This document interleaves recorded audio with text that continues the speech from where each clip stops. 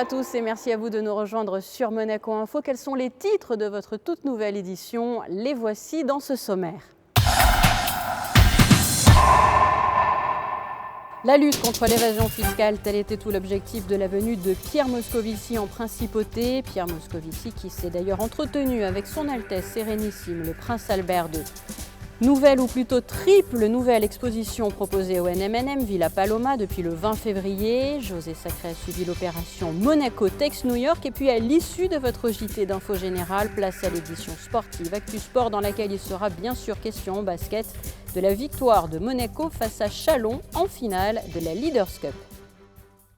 Je vous le disais en titre, ouvrons ce journal avec ce paraphe du protocole de modification de l'accord entre la Communauté européenne et la Principauté de Monaco dans le cadre de la lutte contre la fraude et l'évasion fiscale. Les explications dans ce reportage sont signées par Fabien Bonilla et Serge Prémont. Pierre Moscovici, commissaire européen aux affaires économiques et financières, à la fiscalité et à l'union douanière, et Jean Castellini, conseiller de gouvernement pour les finances et l'économie. Tous deux viennent de parapher un accord très attendu d'échange automatique d'informations fiscales. Un paraphe, un signal clair sur l'alliance entre Monaco et l'Union européenne dans ce domaine, en présence entre autres du ministre d'État Serge Tell, du conseiller de gouvernement pour les relations extérieures et la coopération Gilles Tonelli et de Sophie Thévenoud, ambassadeur auprès de l'Union européenne. Ce paraphe s'inscrit dans un processus continu de transparence et constitue un nouvel exemple de la politique de la principauté dans le domaine de la lutte contre l'évasion et la fraude fiscale internationale. Il systématise des pratiques qui en réalité existaient déjà beaucoup avec Monaco, qui sont des pratiques d'échange automatique d'informations. Jusqu'à présent, légalement, une banque procède à ce qu'on appelle des échanges à la demande. Autrement dit, vous demandez un renseignement à une banque sur une personne qui détient un compte, on vous répond ou vous ne vous répond pas, on vous répond vite ou on vous répond lentement, on vous répond surtout ou on ne vous répond pas surtout. Et puis vous ne pouvez pas demander par exemple à un pays la situation de toutes les banques dans ce pays, si par exemple une personne peut détenir plusieurs comptes ou des comptes qui ont été transférés ailleurs. Avec l'échange automatique d'informations, c'est fini. Vous avez une demande et automatiquement vous avez la réponse. Et en clair, ça veut dire en effet que le secret bancaire, c'est terminé. D'ores et déjà, la collecte de renseignements va être immédiate. Tout cela va être fait pour le début 2017 et l'accord va rentrer début 2018, mais vous comprenez bien qu'il y a une forme de rétroactivité qui existe. Et donc oui, on peut le dire, le secret bancaire est en train de mourir de sa belle mort. Ça ne veut pas dire la fin du système bancaire, car pour un pays comme Monaco, pour les établissements financiers monégasques ou pour les banques suisses par exemple, il y aura toujours de très belles opportunités qui sont liées à leur capacité à innover, aux services qu'elles offrent. Cet accord, qui devrait être ratifié d'ici à 2018, garantira une transparence fiscale entre Monaco et les 28 États de l'Union européenne. La principauté échangera chaque année avec chacun des États membres pour ce qui est de leurs résidents respectifs, de manière automatique, les informations concernant chaque compte déclarable de Monaco et dans le cas de Monaco concernant chaque compte déclarable d'un État membre. Cette étape concrétise une négociation de près de 2 ans et demi entre les représentants de l'Union européenne et une délégation monégasque, en parallèle de discussions similaires avec la Confédération suisse, la Principauté de Liechtenstein, la Principauté d'Andorre et la République de San Marin. Cette négociation a permis de prendre en compte les spécificités de Monaco tout en s'assurant d'un traitement égal avec les textes conclus avec les autres États tiers. C'est un accord qui, pour des raisons, je pense, de pure logique, devrait en effet nous permettre de sortir des listes discriminatoires qui ont été édictées par certains des États membres. Aujourd'hui, la principauté ne figure même pas sur une dizaine de listes, donc le nombre d'États est assez réduit. Et souvent, nous y figurons du simple fait que nous n'avons pas signé d'accord d'échange d'informations avec ces pays. Donc je pense que lorsque l'accord que nous avons paraphé aujourd'hui sera signé et rentrera en vigueur, il n'y aura plus d'obstacle à ce que nous sortions des listes de ces pays. Après cet accord paraphé entre Monaco et l'Union européenne, l'ancien ministre de l'économie et des finances de Jean-Marc Ayrault s'est rendu dans 2 entreprises de la principauté en lien avec des pays de l'Union européenne. Tout d'abord, le laboratoire des Granions spécialisé dans l'oligothérapie et par la suite les laboratoires Acepta spécialistes de la dermocosmétique. Enfin, cette visite de travail du commissaire européen s'est achevée au Palais Princier et une audience avec son Altesse Sérénissime, le prince Albert II.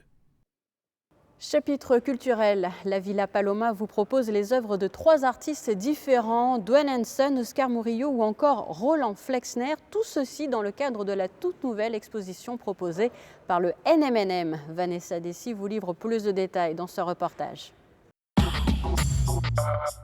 3 artistes mis en lumière à la Villa Paloma. Tout d'abord Roland Flexner qui propose des œuvres qui ne visent pas de sujet. Il souhaite surtout interroger les conditions d'apparition des formes dans l'espace à l'aide d'une technique particulière. Mon travail, c'est d'explorer les éléments du hasard dans le dessin.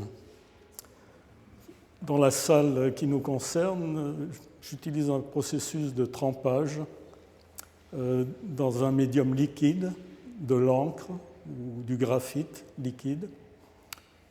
Et ensuite, j'applique des gestes qui orientent le dessin vers une image de paysage.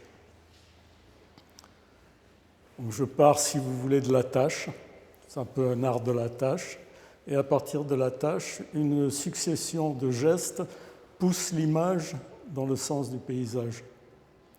Donc c'est un travail qui se fait sans modèle. Dwayne Hanson, quant à lui, a créé des sculptures hyper réalistes grandeur nature, représentant les Américains de la classe ouvrière ou des membres de la société souvent ignorée.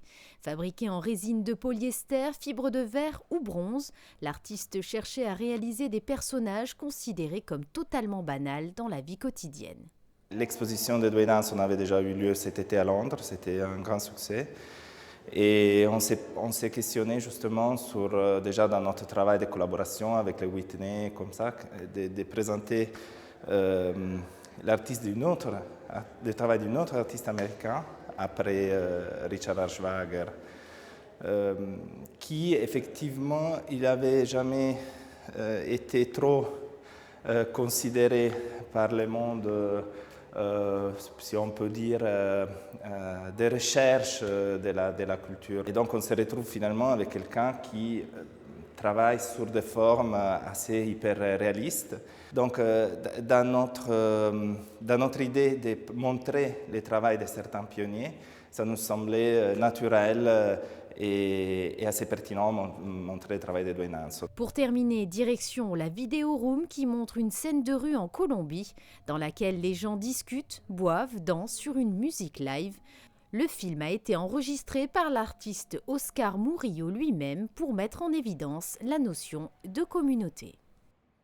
Dans le reste de l'actualité, culture toujours, mais au Théâtre des Variétés, avec cette représentation qui a été donnée sur scène, quel roman de sa vie sur l'empereur Napoléon. Je vous propose d'en écouter un extrait.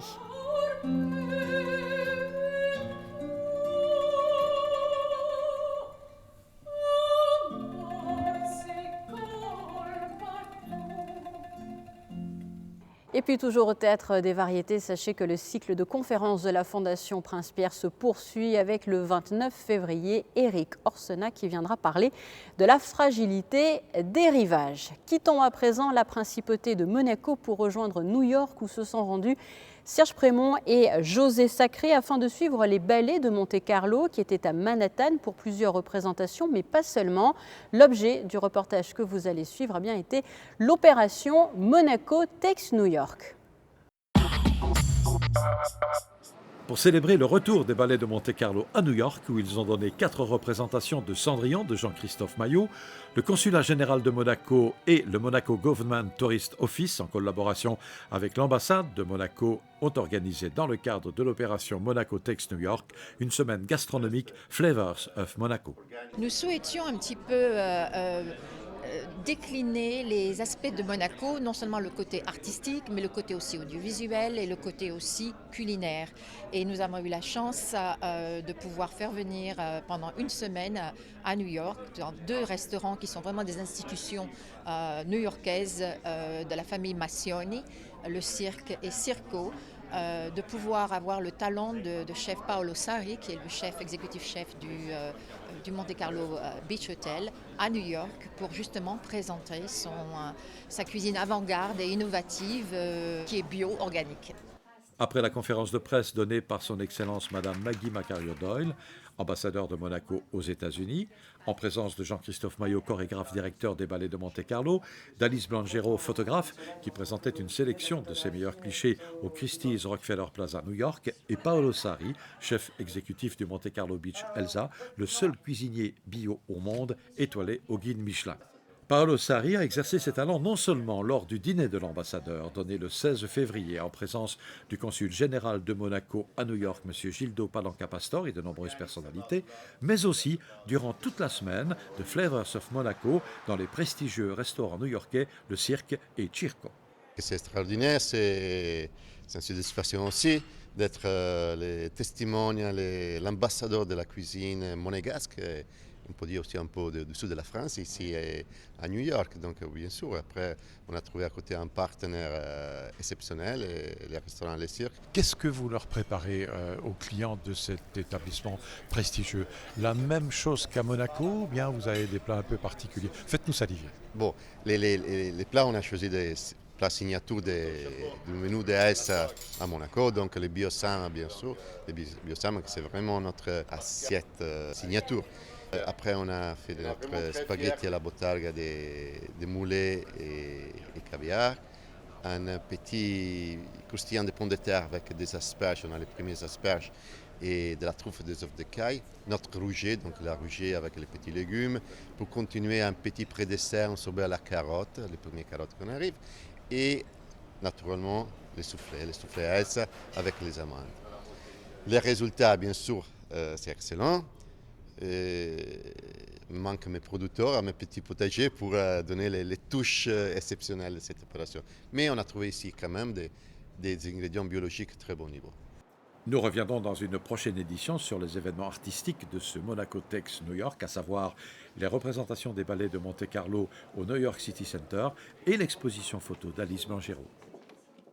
Voilà donc pour ce reportage et dès mardi 19h, vous en saurez plus sur Cendrillon qui après Los Angeles a été présenté à New York. New York où les températures sont plutôt fraîches, qu'en est-il en principauté? Voici votre météo. Mardi, amélioration du temps, des nuages sans pluie et quelques belles apparitions du soleil, température comprise entre 10 et 15 degrés. Mercredi, peu de changements, un ciel gris-bleu, peu de vent. Jeudi, un temps assez maussade, peu de soleil, risque de pluie dans l'après-midi et des températures comprises entre 11 et 14 degrés. Vendredi, des nuages par moments menaçants et quelques rayons de soleil à la mi-journée. Fin de cette édition, merci à vous de l'avoir suivi. Restez sur Monaco Info. Dans quelques secondes, vous avez rendez-vous avec Émilie Rousseau pour Actu Sport, une édition au cours de laquelle la nouvelle très belle victoire de la Roca Team sera bien sûr développée. À très bientôt.